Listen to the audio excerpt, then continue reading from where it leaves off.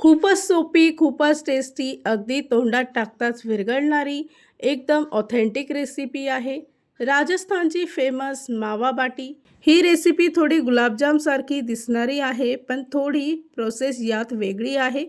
नमस्कार! स्वागत आहे तुमचं आपल्या यूट्यूब चॅनल सोनाली रेसिपीजमध्ये. तर आजची खास रेसिपी आज आपण बनवणार आहे राजस्थानची फेमस मावा बाटी. चला तर मग या रेसिपीसाठी लागणारे संपूर्ण साहित्य व कृती पाहून घेऊ. मावा बाटी बनवण्यासाठी इथे मी एका भांड्यामध्ये 200 ग्राम मावा घेतला आहे. हा बिना साखरेचा मावा आहे. त्यातील थोडासा मावा एका डिशमध्ये काढून घ्यायचा. इथे आपण मावा बाटीचं आधी स्टफिंग तयार करून घेणार आहेत. तर त्यासाठी एका डिशमध्ये थोडा मावा घेऊन त्यामध्ये आवडीप्रमाणे ड्रायफ्रूट टाकायचे आहे. एक छोटं पॅकेट मिल्क पावडर टाकायचं आहे किंवा एक मोठा चमचा मिल्क पावडर घ्यायची आहे. त्याचबरोबर मावा बाटीचं स्टफिंग आकर्षित दिसण्यासाठी इथे मी खाण्याचा 1 ते 2 ड्रॉप पिवळा रंग घेतला आहे. तो या स्टफिंगमध्ये मिक्स करून घ्यायचा. 1 चमचा दूध टाकून हे स्टफिंग मिक्स करायचं आहे.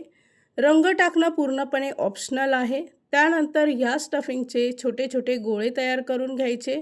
त्यानंतर एका भांड्यामध्ये मावा घेऊन तो थोडा मिक्स करून घ्यायचा. त्याचबरोबर यामध्ये 1.5 चमचा मैदा घ्यायचा आहे. चिमूटभर बेकिंग पावडर टाकून हे मिश्रण चांगलं मिक्स करून याचा मऊसर गोळा तयार करून घ्यायचा. तयार केलेल्या गोळ्याचे 6 किंवा 7 भाग करायचे आहे. त्यानंतर अशा पद्धतीने हलक्या हाताने त्याची पारी तयार करून घ्यायची. तयार केलेलं स्टफिंग यामध्ये भरून अशा पद्धतीने वरची बाजू बंद करून घ्यायची आहे आणि हलक्या हाताने गोलाकार आकार देऊन प्रेस करून घ्यायचं. या रेसिपीसाठी लागणारे संपूर्ण साहित्य व कृती मी तुम्हाला डिस्क्रिप्शन बॉक्समध्ये दिले आहेत, तर तुम्ही तिथे जाऊन चेक करू शकता. त्यानंतर इथे मी एका कढईमध्ये 1 मोठी वाटी साखर घेतली आहे. त्याच वाटीने 1 वाटी पाणी घ्यायचं. फ्लेवरसाठी वेलची पूड टाकून याचं सिरप तयार करून घ्यायचं आहे किंवा साखरेचा पाक तयार करून घ्यायचा आहे.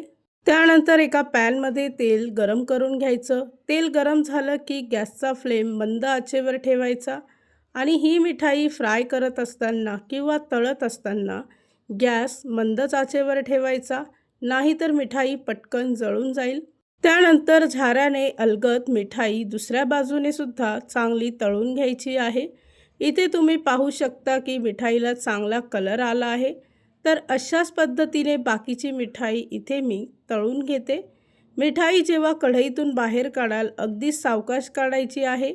तयार केलेली मिठाई पूर्णपणे थंड करून घ्यायची. त्यानंतर एका प्लेटमध्ये काढायची आहे.